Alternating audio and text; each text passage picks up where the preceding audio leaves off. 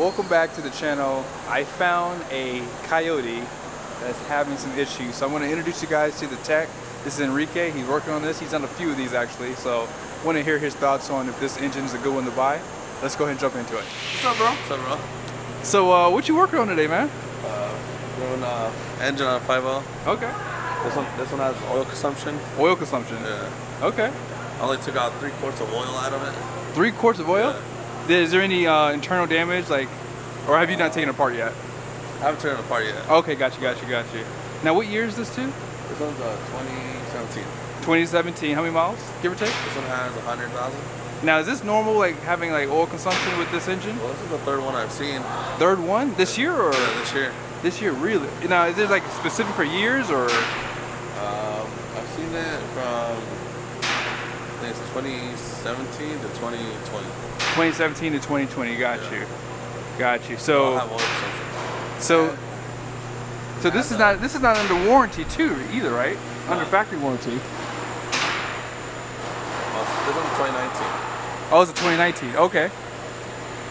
So this one, Ford knows that they have a problem. Okay. So this is a 2019. It's outside of factory warranty, right? Yes. Got you. So this is customer coming out of pocket for this. Yes. Well, he has a good thing. Has an aftermarket warranty. So okay, so yeah. So aftermarket warranty is actually paying for this guy. So just keep that in mind. So, 5-liter Coyote, 2019, about 100,000 miles, give or take. Yes. 100,000. Wow. So we had to do a oil consumption test first. To see if it had oil consumption. So I drained the oil, put it spec. And then I marked the dipstick and had the customer drive it 1,000 miles, then come back. And Ford spec is, let's see if I can find that TSB. Can I show this? Yeah. Okay, go. So Ford's is oil consumption right here, TSB. Oh, so there's a bulletin on this. Yeah, but the TSB is just a PCM update. And just a bigger dipstick. A bigger dipstick? Yeah. Oh. So it says 5.0 may exhibit excessive oil consumption of greater than 1 quart in 3,000 miles with no visible oil leaks. Interesting. I mean, yeah, engines are gonna consume a little bit of oil. Yeah, a little bit. Yeah. But I mean, you said when he brought it back in after 1,000 miles, he only had 3 quarts of oil left in there. So it ate almost 3 quarts. Almost 3 quarts of oil. Wow. When it came the first time, it only had like 2 or 3 quarts. So in other words, after 5,000 miles. So he was not even checking his oil level. No. And the truck didn't tell him? They had to check it like for timing codes. Oh, timing codes? Yeah, okay. Because they have no oil. So check your oil, guys. Yeah. Now, real quickly, where is it leaking from? There's no oil leaks. It's just burning the oil off. Okay. Yeah. Got you. So do you know like what causes that, or? Supposedly it's from too much vacuum in the intake. That's why they put a PCM update. Okay. So it doesn't create too much vacuum by idle. But it doesn't fix it. It doesn't. Got you. Interesting. Now let me ask you a question, because I'm sure some people would want to know. Would you rather have a Coyote or EcoBoost? I like the Coyote. Yeah. Okay. Why is that? V8. Naturally aspirated, yeah. The EcoBoost has so many problems. Oh yeah. Now, what years are the worst EcoBoost to get probably? They all have their problems. 2011 and 14 had manifold problems. 2011 and 2014? Yeah, timing chain stretching. Oh, okay. 17 to 20 had cam phaser problems, valve cover leaks, oil pan leaks. They all have the problems. Oh wow. But are the newer ones having issues? Have you seen any like 22s? I haven't seen that many issues on the 21s. Okay. Enough. Okay.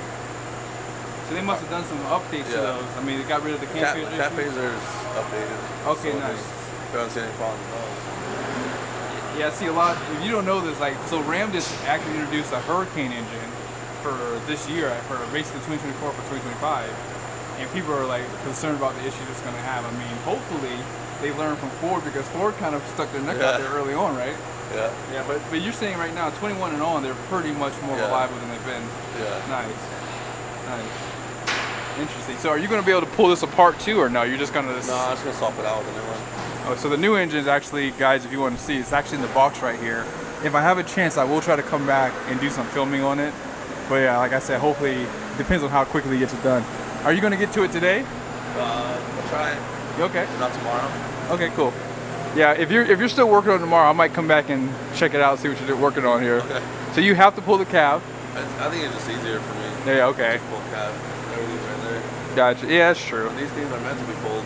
Oh yeah, absolutely. Oh yeah. Yeah, most guys, I mean, I was at a GMC store 2 weeks ago, and just to replace the timing chains, he had the cab off. He's like, it's just easier. Yeah. It's easier on your back. Oh yeah, absolutely. Yeah, that's true.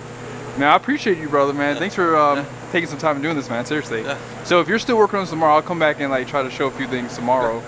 Is that cool? Yeah, it's cool. No, thank you, brother. Appreciate it. Now, real quickly, you guys can pretty much tell that whoever owns this truck, they use it for a truck too. I mean, you can see they have a bunch of mud under here, even on the transmission. This is the 10-speed transmission 2.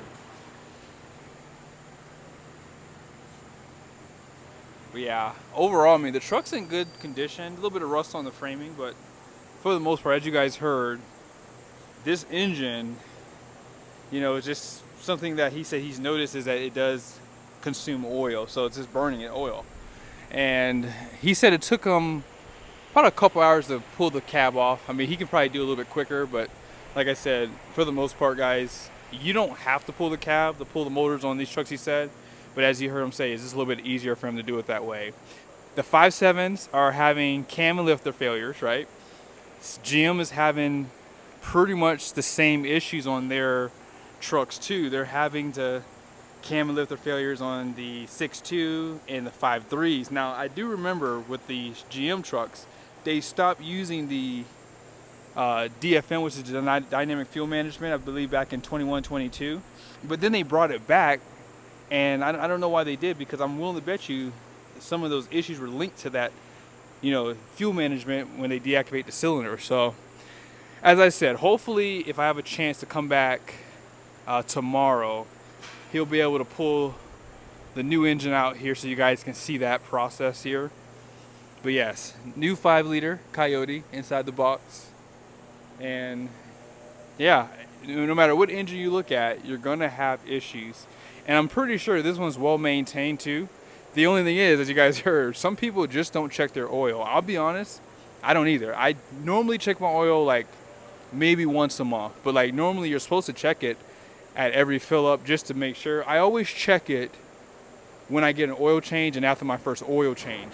After my first fuel fill up. So when I get my oil change and when I go, you know, 400 miles or so, I'll check it after that first fill up, because I want to see where the oil level is. But yeah, for the most part, if you do own a Coyote, I recommend that you just go ahead and just check that engine oil. Make sure that you are not obviously having a consumption problem. But he said that it's happening through the intake. So hope you guys liked the video. As I said, be sure to subscribe to the channel. I will pretty much come back tomorrow and see if we can, you know, kind of watch him put the new engine back in.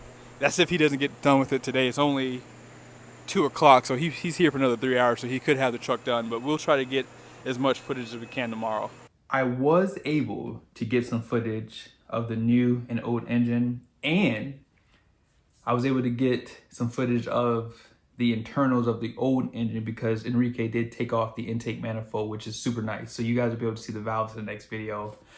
Now, here's a question I have. Hopefully, if someone's watching this video, they might know the answer to this. So, do they remanufacture these engines that have oil consumptions? Because the engine going into this truck is remanufactured. And I'm almost wondering if they pick and choose what engines are worth remanufacturing, or they just trash this engine and then, yes, if they have another engine that they can rebuild, maybe that's what they do. So that'd be a good question to ask someone who might know the answer to that. But yes, you gotta give Enrique some thumbs up there, because he did not want to do this video because he doesn't like being on camera. So super happy and thankful that he did this. I've always wanted to get footage on the 5-liter Coyotes on a perspective from a master tech. He's a master tech and he's been working on a bunch of these engines, so getting his perspective was really cool.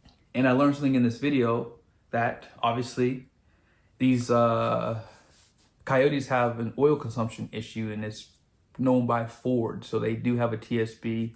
And it's not a bad idea to get a service contract or extended warranty, whatever you want to call it. I would probably consider it. I might even do a video on that, because right now, with all the failures that I'm seeing, if you don't ever plan on doing any modifications to your car, it may not be a bad idea to have a service contract. Just saying, because it seems like they're all just having problems. And it's not just the American brand like it's always been in the past. It's Toyota now, it's all of them. I think even Honda's been having issues with some of their newer models as well. But, you know, that truck had 100,000 miles, is what, 5-6 years old now, basically. And yeah, I mean, you're going to have some type of failures, but I miss the days when people could go 250, 300,000 miles and all they did was just change the oil and put gas in it. But those days just don't seem to be here anymore. It seems like there's just more and more issues coming to light, especially with the GM and Ram engines. The V8s are just having cam and lifter failures. There's a lot of theories on why. It's because of the cylinder deactivation. Some people saying it's the hardening process for the metals that they're using for the cam lifters. There's a lot of theories out there, but right now I think the Coyote is probably the most reliable because this engine didn't fail. It just is consuming oil. So let me know your guys' thoughts down below and see you in the next video.